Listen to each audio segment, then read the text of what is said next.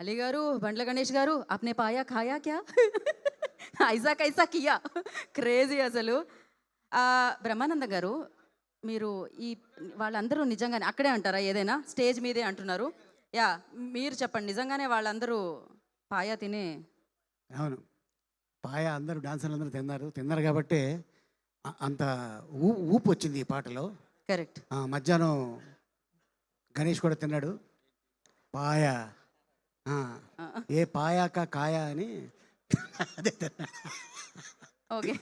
हमने और अंदर नहीं जाया. నహీ बस జానా यहाँ హై. से छोड़ना है. సో, ఇప్పుడు చెప్పండి మీరు అలీతో సరదాగా అలీతో చాలా జాలీగా ఇలా చేస్తారు కదా! ఇక్కడ కొంచెం మీరు ఒక 4 క్వెషన్స్ అడగాలి నలుగురిని. అంటే మీరు ఫస్ట్ లయ్య గారిని అండ్ నెక్స్ట్ శివాజీ గారు ఎక్కడ? ఎక్కడ? ఎక్కడ? శివాజీ గారిని ఇక్కడే ఉన్నారు. అవును. యాహ్! ఒకటి బ్రహ్మానందం గారిని, ఇంకోటి బండ్ల గణేష్ గారిని. మీరేదన్నా క్వెషన్ అడగాలి. చాలా సీరియస్‌గా, సరదాగా సౌండ్ చేసి ఆన్సర్ రావాలి. అంటే ఇక్కడ రావాలా? అక్కడ రావాలా? ఇక్కడే అండి. అంటే ఇది ప్రజల వద్దకే పాలన అనమాట ఇవాళ రేపు మనం. ఓహ్! కెమెరాలన్నీ మేము ఇటే పెడుతున్నాము. ఓకే. స్టేజ్ మీద చాలా తక్కువ యాక్టివిటీలు జరుగుతున్నాయి. స్టేజ్ ఎందుకు ఏస్తున్నారో తెలియట్లేదు. మొత్తం కిందే జరుగుతున్నాయి ఈ మధ్య కాలంలో అసలు. యాహ్! మీరు అడగొచ్చు. అంటే ముందుగా మనం లయ గారితో మొదలు పెడదామా? యాహ్! బ్యూటిఫుల్ లయ గారు. ఆవిడ ఏజ్‌ని పాజ్ చేశారు. అక్కడే ఆగిపోయారు. జనరల్‌గా లయకి సినిమా అనగానే సాంగ్స్ ఉంటాయి కదా! కానీ ఈ సినిమాలో సాంగ్ లేదు. ఆ!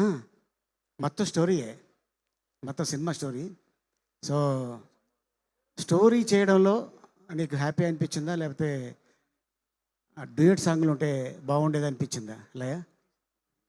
సార్ స్టోరీ లో చేయడం బాగా అనిపించింది. అండ్ ఈ స్టోరీలో నేను ఏడవడం కాకుండా పక్క వాళ్ళని ఏడిపించడం ఇంకా బాగా అనిపించింది.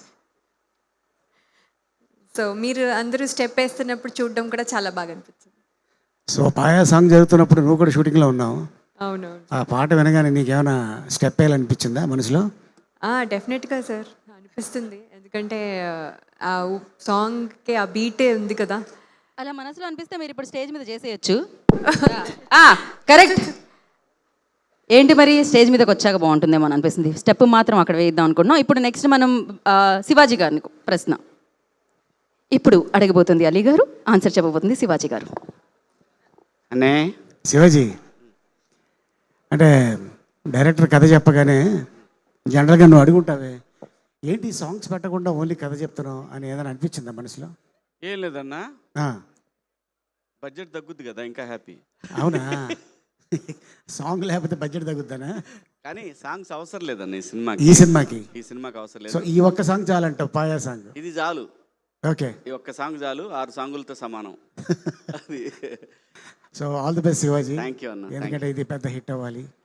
థ్యాంక్ యూ అన్న. మీ ప్రశ్న 2 సాంగుల చుట్టూనే తిరిగాయి. ఇప్పుడు సాంగులో చేసిన బండ్ల గణేష్ గారిని ఏమడుగుతారో చూద్దాం అనుకుంటున్నాను నేను. దీంట్లో సాంగ్లో కానీ చంద్రబాబు గారు, Revanth Reddy garu and Trump and power star Pawan Kalyan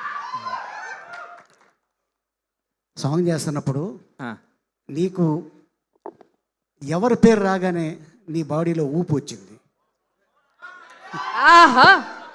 Chandrababu గారా, పవన్ కళ్యాణ్ గారా, రేవంత్ రెడ్డి? కాదన్నా, ఆ క్వశ్చన్ నువ్వు అడగకూడదు.